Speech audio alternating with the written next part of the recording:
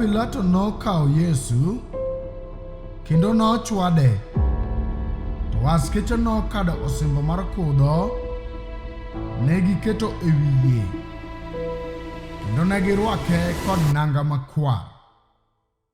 Eka ne gisudo ire, ne giwachone ni, wamosi, ruodh jo-Yahudi, kendo ne githalo lembe. Pilato nowuok oko kendo mowacho ni jo-Yahudi niya, neuru agolonu jali oko, ni mondo ung'e ni ok aneno ketho kuome. Eka Yesu nowuok oko korwakne osimbo mar kudho e wiye kod nanga makwar. Pilato nowachonegi niya, neuru ng'atno e. Ka jodolo madongo gi jotich nonene, ne gigoyo koko ka giwacho ni, gure gure. Pilato nowachonegi niya, kawe uru uwegi ugure, nikech an ok aneno ketho kuome. Jo-Yahudi nodwoke ni, wan gi chik, kendo kuom chikno onego otho, nikech notimore owuon ni en wuod Nyasaye. To Pilato ka nowinjo wachno, luoro nomedo make ahinya. Nodonjo kendo e od bura, nopenjo Yesu ni, in ia kanye? To Yesu ne ok odwoke. Eka Pilato nopenje niya, ok iwach koda? Ok ing'eyo ni an gi teko ma anyalo gonyigo, kendo an gi teko ma anyalo gurigo? Yesu nodwoke ni, ok dibed gi teko kuoma ngangʼ ka dine ok omiyi moa malo. Emomiyo ng'at manoketa e lweti nigi richo moloyo. Mano omiyo Pilato ne dwaro gonye. Jo-Yahudi ne kok ka giwacho niya, kigonyo ng'atni, to ok in osiep Kaisar, ng'at matimore owuon ni en ruoth. Opiem gi Kaisar. Pilato ka nowinjo wechego, nogolo Yesu oko, nobet e kom bura, kamiluongo ni Laro mar Kidi, to e dho Ibrania iluonge ni Gabada. To ne en chieng' ikruok mar Pasaka, kar sa 6. Nowacho ni jo-Yahudi ni, neuru, ruodhwe e. Eka ne gikok ni, gole oko, gole oko. Pilato nowachonegi ni, agur ruodhu. Jodolo madongo nodwoko ni, waonge gi ruoth mak mana Kaisar. Eka nokete e lwetgi mondo gigure.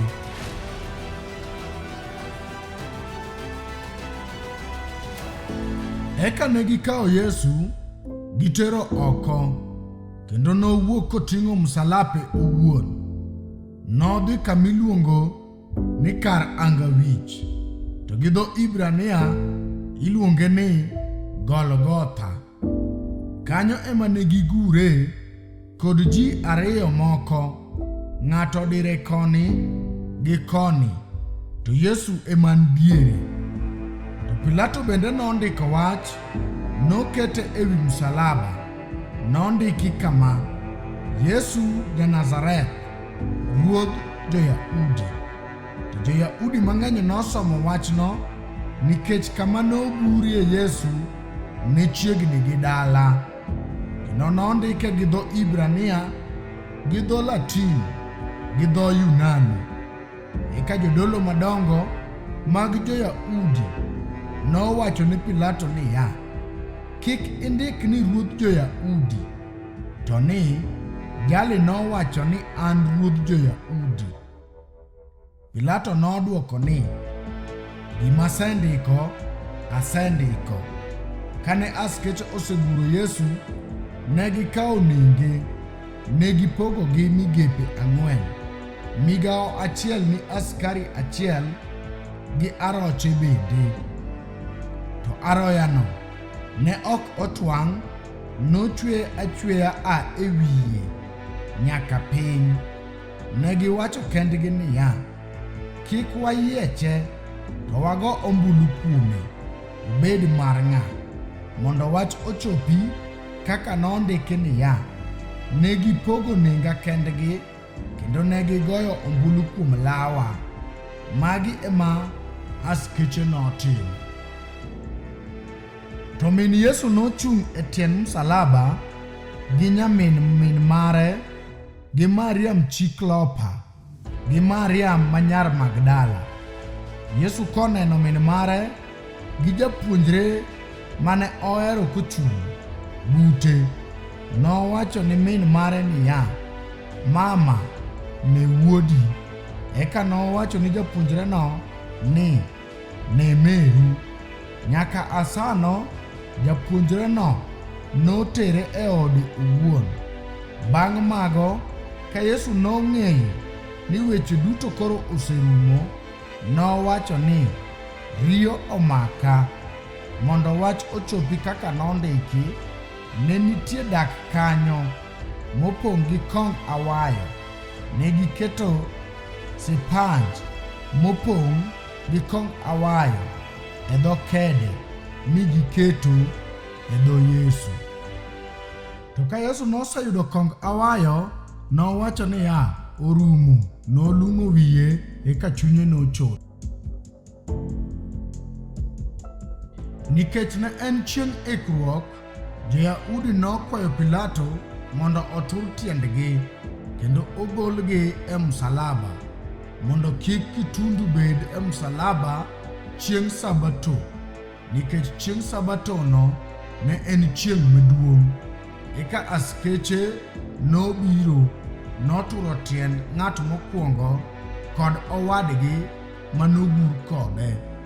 To kane gibiro ir Yesu kendo ne gineno ni koro osetho, ne ok gituro tiendene. To askari achiel nochwowo ng'ete gi tong' mi gikanyono remo gi pi nowuokie. Jal manoneno ema doko janeno, kendo nenone en adier, kendo ong'eyo ni owacho adieri mondo un bende uyie.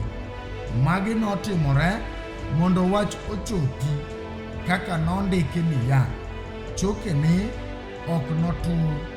Kendo ndiko moro wacho ni, gining'i jal mane gichwowo.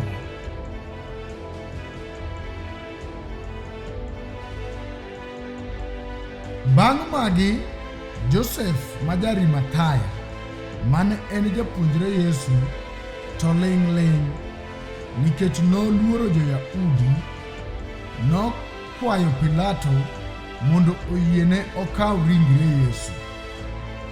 Pilato noyiene, eka nobiro nokawo ringre. Nikodemo, jal manodhi ir Yesu gotieno e kinde mokwongo, en bende nobiro kokelo mane gi subili moru kaachiel madirom ratili 10. Eka ne gikawo ringre Yesu, ne giboyo gi nengni kod mo mang'we ng'ar, kaka tim Jo-Yahudi mar ik obet. To kanyo kama nogureno ne nitie puodho, to e puodhono ne nitie bur manyien mapok oketie dhano. Ne giketo Yesu kanyo nikech ne en chieng' ikruok mar Jo-Yahudi, kendo nikech bur ne chiegni.